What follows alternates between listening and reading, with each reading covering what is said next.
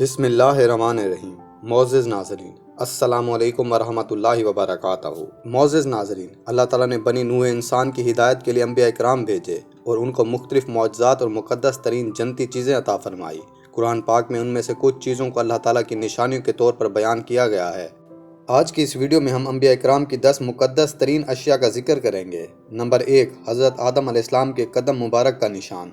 معزز ناظرین، حضرت آدم علیہ السلام کو سری لنکا میں موجود سری پیڈی نامی پہاڑ کی چوٹی پر اتارا گیا۔ اس وقت آپ کے پاؤں مبارک اس پہاڑ پر اور آپ کا سر مبارک آسمان میں تھا۔ پھر حضرت آدم علیہ السلام کا قد کم کر کے 60 گز اور چوڑائی 7 گز کر دی گئی۔ جب پتھر پر آپ نے اپنے پاؤں رکھا وہ نرم ہو گیا اور آپ کے پاؤں کا نشان اس پتھر پر نقش ہو گیا۔ کہا جاتا ہے یہ وہ مقدس پتھر ہے جس پر حضرت آدم علیہ السلام کا قدم مبارک کا نشان نقش ہے۔ پتھر پر نقش اس قدم کی لمبائی 5 فٹ 7 انچ ہے۔ نمبر 2، حجر اسود۔ ناظرین، حضرت آدم علیہ السلام کے دنیا پر جلوہ افروز ہونے کے بعد حجر اسود جنت سے اتارا گیا۔ اس وقت حجر اسود کی شعاعیں کئی گز تک پھیلی ہوتی تھیں۔ احادیث مبارکہ میں ذکر ہے کہ حجر اسود کو جنت سے اتارا گیا ہے اور یہ دودھ کی طرح سفید تھا، پھر بنی نوع انسان کی خطاؤں نے اسے سیاہ کر دیا۔ حجر اسود جنت کے یاقوتوں میں سے ایک یاقوت تھا اور اسے حضرت آدم علیہ السلام کے ساتھ جنت سے اتارا گیا۔ اسے لانے والے حضرت جبریل علیہ السلام تھے۔ حضرت آدم علیہ السلام نے جب اسے پہچانا تو آپ کو اس سے محبت ہو گئی۔ نمبر 3، تخت سلیمانی۔ حضرت سلیمان علیہ السلام کے تخت و تخت طاؤس بھی کہا جاتا ہے۔ حضرت سلیمان علیہ السلام کو جب دنیا کی حکومت دی گئی تو آپ نے جنات کو ایک تخت بنانے کا حکم دیا جس کی لمبائی 3 کوف تھی۔ یہ تخت ہاتھی کے دانتوں سے بنایا گیا تھا جو لال فیروزہ زمرد سے سجایا گیا تھا۔ تخت کے چاروں طرف سونے کی اینٹیں لگی ہوئی تھیں۔ یہ تخت ہوا میں اڑا کرتا تھا۔ جب حضرت سلیمان علیہ السلام اس تخت پر جلوہ افروز ہوتے تو پرندے ہوا میں محلق ہو کر آپ پر سایہ کرتے تھے۔ یہ تخت 1000 میلوں کا سفر منٹوں میں طے کر لیتا تھا۔ نمبر 4، حضرت سلیمان علیہ السلام کی انگوٹھی۔ ناظرین، حضرت سلیمان علیہ السلام کی انگوٹھی کو جنت سے اتارا گیا تھا اور اسے سب سے پہلے حضرت داؤد علیہ السلام کے حوالے کیا گیا تھا، اور پھر حضرت داؤد علیہ السلام کی وفات کے بعد یہ انگوٹھی آپ کے بیٹے حضرت سلیمان علیہ السلام کی ملکیت میں آ گئی۔ حدیث مبارکہ کے مطابق آپ کی انگوٹھی میں کلمہ طیبہ نقش تھا اور اس کا رنگ آسمانی تھا۔ اس انگوٹھی کی تاثیر یہ تھی کہ انسان، جن، چرند، پرند، حیوان آپ کی طرف کھینچے چلے آتے۔ حضرت سلیمان علیہ السلام کی وفات کے بعد یہ انگوٹھی گم ہو گئی۔ نمبر 5، مقام ابراہیم۔ حضرت ابراہیم علیہ السلام نے اللہ تعالیٰ کے حکم سے خانہ کعبہ کی تعمیر کی تھی۔ تعمیر کے دوران جب خانہ کعبہ کی دیواریں آپ کے ہاتھ کی اونچائی سے اوپر ہو گئی تو آپ ایک پتھر پر کھڑے ہو کر تعمیر کا کام کرنے لگے۔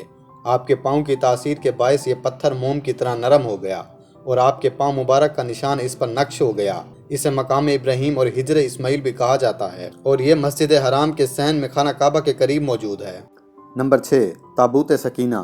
حضرت سیدنا آدم علیہ السلام کے اس دنیا میں تشریف لانے کے بعد اللہ رب العزت نے آپ علیہ السلام کو شمشاد نامی درخت کی لکڑی اور سونے سے بنا ایک صندوق عطا فرمایا جسے تابوت سکینہ کہا جاتا ہے۔ یہ تابوت 3 گز لمبا اور 2 گز چوڑا تھا اور اسے جنت سے اتارا گیا تھا، اور پھر یہ صندوق تمام انبیاء کرام سے ہوتا ہوا حضرت موسیٰ علیہ السلام تک پہنچا۔ اس صندوق کی نسبت سے بنی اسرائیل پر آنے والی تمام مصیبتیں ٹل جاتی تھیں۔ تابوت سکینہ میں تورات کی تختیوں کے ٹکڑے، جنت کی لاٹھی، حضرت موسیٰ علیہ السلام کا لباس، حضرت ہارون علیہ السلام کا امامہ، حضرت سلیمان علیہ السلام کی انگوٹھی اور بنی اسرائیل پر نازل ہونے والا من و سلوہ شامل تھا۔ نمبر 7، ہیکل سلیمانی۔ ناظرین، ہیکل سلیمانی دراصل ایک مسجد یا عبادت گاہ تھی جسے حضرت سلیمان علیہ السلام نے جنات سے تعمیر کروایا تھا تاکہ لوگ اس کی طرف منہ کر کے یا اس کے اندر عبادت کر سکے۔ ہیکل سلیمانی سے پہلے یہودیوں کے پاس اس طرح کا کوئی مقام عبادت کے لیے نہیں تھا، صرف ایک خیمہ تھا جس کے اندر تابوت سکینہ رکھا ہوتا تھا۔ چنانچہ حضرت سلیمان علیہ السلام نے ہیکل سلیمانی کی تعمیر کروائی اور اس میں تابوت سکینہ رکھوا دیا۔ پھر بابل کے بادشاہ بخت نصیر نے جب بیت المقدس پر حملہ کیا تو اس نے ہیکل سلیمانی کو تباہ کر دیا۔ یہودیوں کے مطابق بیت المقدس کی دیواریں گریا ہیکل سلیمانی کا باقی ماندہ حصہ ہے، اس لیے یہودی یہاں ہیکل تعمیر کرنا چاہتے ہیں۔ نمبر 8، عصائے موسوی۔ ناظرین، حضرت موسیٰ علیہ السلام کا عصا جنت کے ایک درخت کی لکڑی سے بنا ہوا تھا جو حضرت آدم علیہ السلام اپنے ساتھ لائے تھے، اور پھر یہ مختلف انبیاء کرام سے ہوتا ہوا حضرت موسیٰ علیہ السلام کے پاس پہنچا۔ حضرت موسیٰ علیہ السلام کا عصا 10 گز لمبا تھا۔ اس کی 2 شاخیں تھیں جو اندھیرے میں روشن ہو جاتی تھی۔ یہ عصا سوتے ہوئے پہرا دیتا تھا اور جاگتے ہوئے ساتھ ساتھ چلتا تھا، اور کنویں سے پانی نکالنے کے لیے رسی بن جاتا، اور جب اسے زمین پر گاڑا جاتا تو درخت بن کر حسب ضرورت پھل دیتا، اور جب آپ اسے زمین پر پھینکتے تو آپ کے حکم سے اژدہا بن جاتا۔ نمبر 9، قمیض یوسفی۔ حضرت یعقوب علیہ السلام اپنے بیٹے حضرت یوسف علیہ السلام کی جدائی سے بڑے غمگین ہو گئے اور آپ اتنا روئے کہ آپ کی بینائی متاثر ہو گئی۔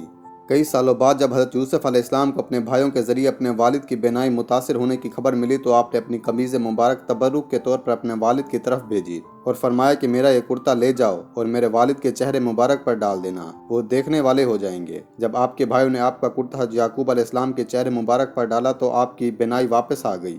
آپ کے اس کرتے کا ذکر قرآن پاک کی سورۃ یوسف میں ملتا ہے۔ نمبر 10، حضرت اسماعیل علیہ السلام کا مینڈھا۔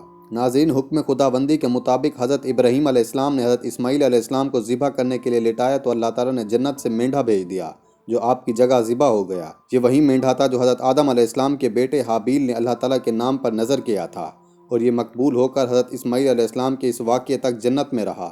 جنت کا دانہ پانی پی کر یہ بہت تندرست ہو گیا تھا۔ حضرت ابراہیم علیہ السلام کے ہاتھ سے ذبح ہونے کے بعد اس کے سینگ ایک زمانے تک بیت المقدس میں لٹکے رہے تھے، مگر حجاج بن یوسف کے دور میں بیت اللہ میں آگ لگنے کا واقعہ پیش آیا تو یہ سینگ بھی جل گئے۔